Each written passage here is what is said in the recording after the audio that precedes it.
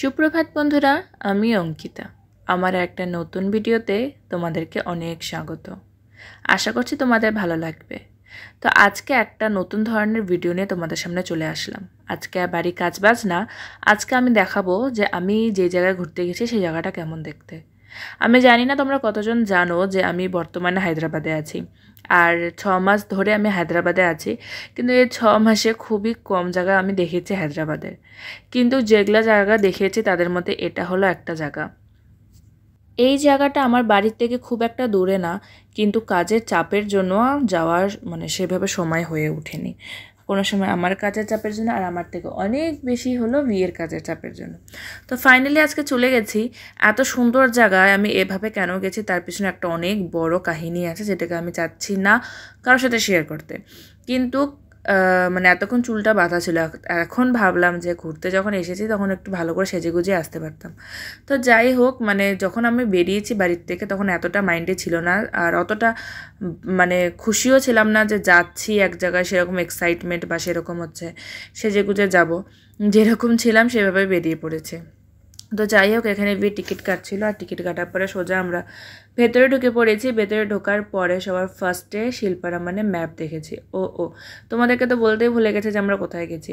আমরা আমাদের রুমের পাশে একটা পার্ক আছে, আমাদের রুম থেকে 10 মিনিটের মতো লেগেছিল। হ্যাঁ, 10 মিনিটের মতো লেগেছিল বাইক দিয়ে যেতে। তো ওখানে একটা সুন্দর অনেক বড় পার্ক আছে, সেখানে আমরা গেছিলাম। সেটার নাম হচ্ছে শিল্পারামান। এখানে নানান রকমের হ্যান্ডক্রাফটস ছিল, এরকম সুন্দর সুন্দর তোমার ক্লের সুন্দর সুন্দর জিনিস ছিল, কাঠের সুন্দর সুন্দর জিনিস ছিল, জামা কাপড়ের দোকান ছিল, খাওয়ারের দোকান ছিল, বিভিন্ন রকম ডিসপ্লে ছিল, বোর্ড ছিল, বাচ্চাদের খেলার জায়গা ছিল, নানান রকম জিনিস দিয়ে একটা সুন্দর জায়গা ছিল। এখানে গিয়ে আমরা নানান রকম জিনিস দেখেছি, ঘর সাজানোর জিনিস, পার্সোনাল ইউজের জিনিস, জামা কাপড়, অনেক সুন্দর সুন্দর জিনিস দেখেছি। আর আমি ভিডিওর মধ্যে চেষ্টা করেছি যে সব কটা তুলে ধরতে। এখানে যদি আমাদের নিজেদের বাড়ি থাকতো তাহলে প্রতি মাসে মাসে গিয়ে হয়তো আমি একটা করে জিনিস তুলে আনতাম। এই জিনিসগুলো কিন্তু অনেকটা দামি ছিল, কেন কি অনেকটা সুন্দর। দেখো প্রিন্টসগুলো কত সুন্দর। সত্যি এরকম একটা জিনিসও ছিল না যেটা দেখছি আর পছন্দ হচ্ছে না। তো বলছিল যে যখন আমাদের নিজেদের বাড়ি হবে তখন এখান থেকে এক একটা জিনিস কিনে পার্সেল করে দেবে, কিন্তু ওটা কি সম্ভব বলো? একদম সম্ভব না। এগুলো জিনিস একবার হাত থেকে পড়লে বা একবার ভারী কোনো জিনিসের নিচে চাপা পড়লে ব্যাস ফেটে যাবে। আর সত্যি এত সুন্দর সুন্দর জিনিস ছিল, এত সুন্দর সুন্দর শোপিস ছিল। দেখো কৃষ্ণ ঠাকুরের মূর্তিটা কতটা সুন্দর দেখতে। এগুলো ড্রয়িং রুমে রাখলে কিন্তু ড্রয়িং রুমটা এমনি দেখার মতন হতো, আর কিছু লাগাতেই লাগতো না। তো এখানে আমি অনেক সুন্দর সুন্দর জিনিস দেখছি আর তোমাদেরকেও দেখাচ্ছি। আচ্ছা, এই সব জিনিসের মাঝখানে আমি একটা পেয়ে গেছি ছোট্ট টব। এই টবগুলোতে বলো তো কি ওই কাশফুলের মতন জিনিস বা ফেদারের মতন জিনিসগুলো রাখলে খুব ভালো লাগে। আর জিনিসের ডিজাইনগুলো এত সুন্দর, প্রিন্টসগুলো খুবই সুন্দর। তো চলো সবকটা জিনিস দেখে দেখে যাচ্ছি। আর বলো তো কি, আমরা তো মেয়ে মানুষরা হলো শপিং, দেখো লণ্ঠনটা দেখো আগে, দেখো কি সুন্দর আইডিয়া। মাঝখানে আবার একটা প্রদীপ লাগিয়েছে যেখানে প্রদীপটা জ্বালানো যাবে। সত্যি এরকম লাগছিল যে নিজের ঘরে এক একটা করে জিনিস তুলে নিয়ে আসি। এখানে জিনিস দেখতে দেখতে আমরা ভীষণ হাঁপসিয়ে গেছি, তাই এক জায়গায় গিয়ে বসে পড়লাম। আর সেখানে গিয়ে দেখো, এটাকে কি বলে, কাঠবিড়ালি বাংলায় কি বলে জানি না, স্কুইরাল দেখতে পারলাম।